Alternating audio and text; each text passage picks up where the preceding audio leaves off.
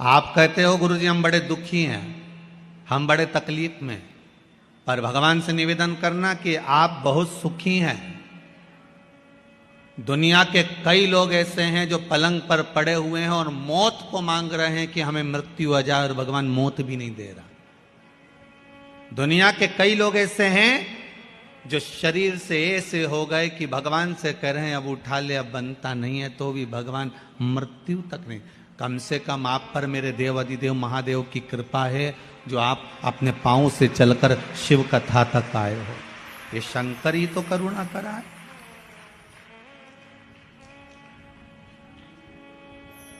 शिव की करुणा नहीं तो और क्या है।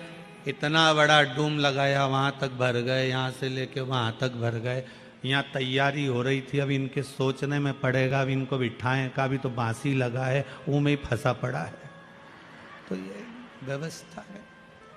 शिव बुलाया है आपको, किसी बुलाया किसी ने नहीं। शंकर सुनाने वाला है। वो तो मेंदोला जी सीहोर पहुंचे और बाबा ने कृपा कर कर कथा दी है। शंकर ही लेने गए थे शंकर की कथा को, इसलिए हो रही है, बाबा करा रहा है। पर आपका प्रेम शिव के प्रति, समर्पण शंकर के प्रति। अकेली पड़ गई मां अहिल्या। विद्वान ब्राह्मणों को बुलवाया माता अहिल्या ने, और विद्वान ब्राह्मणों को बुलाकर माता अहिल्या ने एक प्रश्न किया है विद्वान ब्राह्मणों के सामने कि ब्राह्मण देवता, मैं आपके चरणों को नमन करती हूं, आज मेरे ससुर का 12वां दिन है।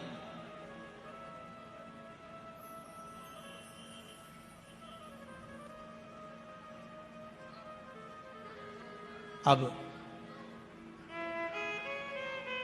राजघराने को मुझे संभालना पड़ेगा, पर मैं जानती हूं कि मैं इस काबिल नहीं हूं। मैं जानती हूं मैं इस काबिल नहीं हूं। गुरुजन के सामने, ब्राह्मण जन के सामने, बड़े बुजुर्गों के सामने कभी मत कहना कि मैं बहुत कुछ जानता हूं।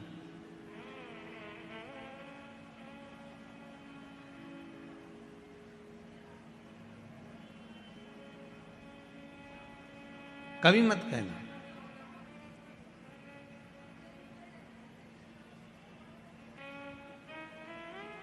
गुरुजन के सामने शून्य बनकर जाना कि मुझे कुछ नहीं आता। घर के बड़ों के सामने जाना तो शून्य बनकर जाना कि मुझे कुछ नहीं आता। जो ज्यादा समझदार बनकर जाता है ना, सबसे ज्यादा काम उसी को संभालना पड़ता है।